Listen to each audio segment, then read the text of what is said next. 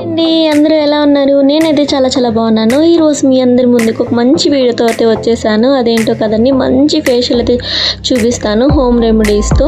So ముందుగా అయితే curd తీసుకున్నాను, 1 టేబుల్ కర్డ్ తీసుకున్నాను. సో కర్డ్ మనందరికీ తెలుసు కదా, స్కిన్ మీద ఎంత బాగా వర్క్ అవుతుందో. తర్వాత పసుపు తీసుకున్నానండి, చిటికెడు పసుపు, అంతకంటే ఎక్కువ వద్దు. పసుపు యూస్ చేయడం వల్ల మంచి గ్లోయింగ్ ఫేస్ అయితే మనకు వస్తుందండి. సో పసుపు అండ్ పెరుగు బాగా మిక్స్ అయ్యేలాగా బాగా కలుపుకోండి.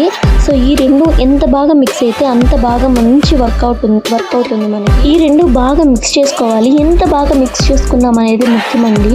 పసుపు పెరుగు బాగా కలిసిపోయి, సో దీని తర్వాత మనం అయితే ఫేస్కి అయితే అప్లై చేసుకుందామండి. చాలా బాగా వర్కౌట్ అవుతుంది.